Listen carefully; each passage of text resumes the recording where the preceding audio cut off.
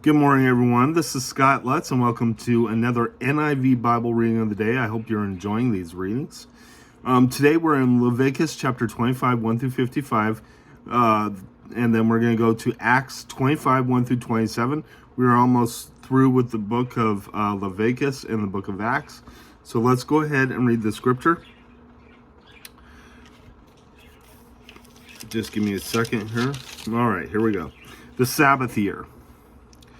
The Lord said to Moses on Mount Sinai, "Speak to the Israelites and say to them, when you enter the land I am going to give you, the land itself must observe a Sabbath to the Lord. For 6 years sow your fields, and for 6 years prune your vineyards and gather your crops.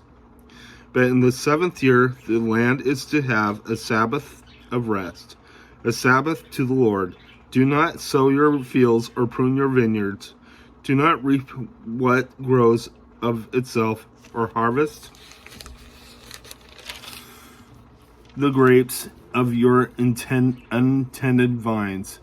The land is to have a year of rest.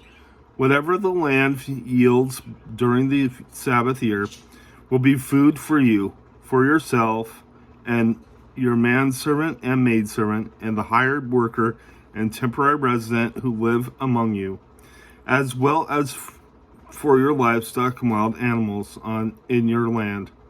Whatever the land produces, you may eat. The year of Jubilee. Count off 7 Sabbaths a year, 7 times 7 years, so that the 7 Sabbaths of years amount to a period of 49 years. Then have the trumpet sounded everywhere in the 10th day of the 7th month, on the day of atonement. Sound the trumpet throughout your land. Consecrate the 50th year and proclaim liberty throughout the land to all its inhabitants. It shall be a jubilee for you.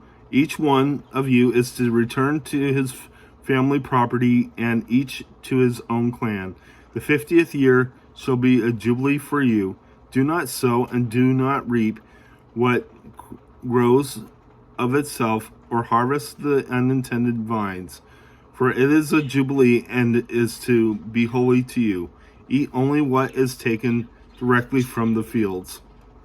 In this year of Jubilee, everyone is to return to his own property. If you sell land to one of your countrymen, or buy any from him, do not take advantage of each other. You are to buy from your countryman on the basis of the number of years since the Jubilee, and he is to sell to you on the basis of the number of years left for harvest crops.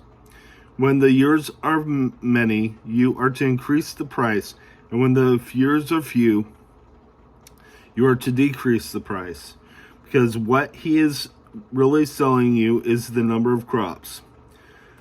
Do not take advantage of each other, but fear your God. I am the Lord your God. Follow the decrees and be careful to obey my laws, and you will live safely in the land. When the land will yield its fruit, and you will eat your fill and live there in safety. You may ask, what will we eat in the 7th year, if we do not plant a harvest or crops? I will send you such a blessing in the 6th year that the land will yield enough for 3 years. While you plant during the 8th year, you will eat from the old crop, and will continue to eat from it until the harvest of the 9th year comes in. The land must not be sold permanently, because the land is mine, and you are but aliens and my tenants. Throughout the country that you hold as a possession, you must provide for the redemption of the land. If one of your countrymen becomes poor and sells some of his property, his nearest relative is to come and redeem what his countryman has sold. If, however, a man who has no one to redeem it for him, but he himself prospers and acquires sufficient means to redeem it, he is to determine the value for the years since he sold it, and refund the balance to the man to to whom he sold it. He can then go back to his own property. But if he does not acquire the means to repay him, when he sold will remain in possession of the buyer until the year of Jubilee, if it will be returned in the Jubilee, and he can then go back to his property. If a man sells a house in a walled city, he retains the right of redemption a full year after its sale. During the time he may redeem it.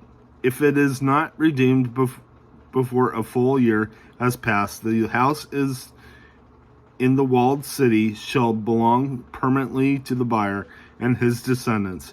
It is not to be returned in the Jubilee.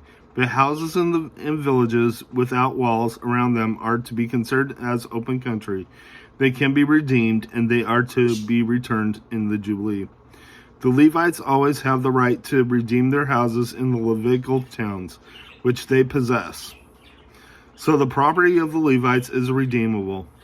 That is, a house sold in any town they hold, and is to be returned in the Jubilee.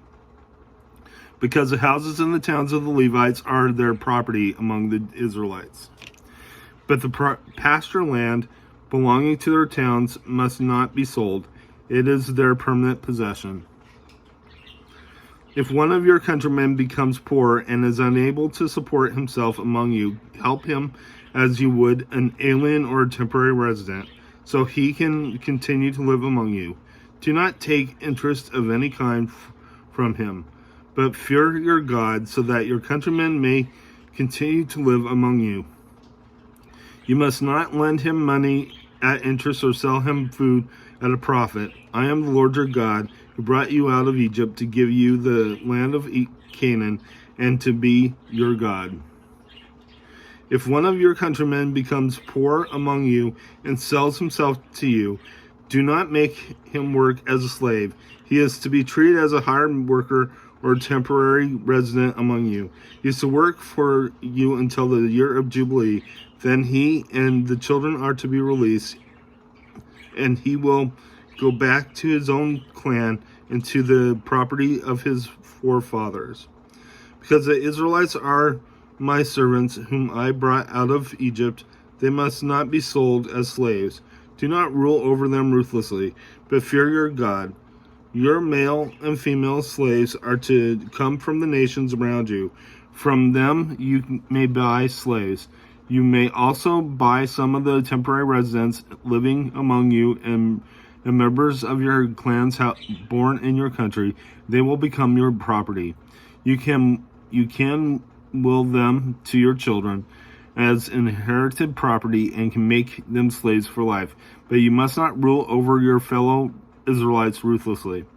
If an alien or a temporary resident among you becomes rich and one of your countrymen becomes poor and sells himself to the alien living among you or to a member of the alien's clan, he retains the right of redemption after he has sold himself.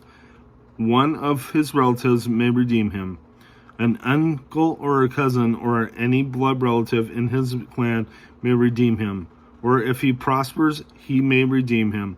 He and his buyer are to count the time from the year he sold himself up to the year of Jubilee. The price for his release is to be based on the rate paid of a hired man for that number of years. If many years remain, he must pay for his redemption a large share of the price paid for him. If only a few years remain until the year of Jubilee, he is to compute that and pay for the redemption accordingly. He is to be treated as a hired man from year to year. You must see to it that his owner does not rule over him ruthlessly. Even if he is not redeemed in any of these ways, he and his children are to be released in the year of Jubilee. For the Israelites belong to me as servants. They are my servants whom I brought out of Egypt. I am the Lord your God. Let's go ahead and head to your New Testament reading.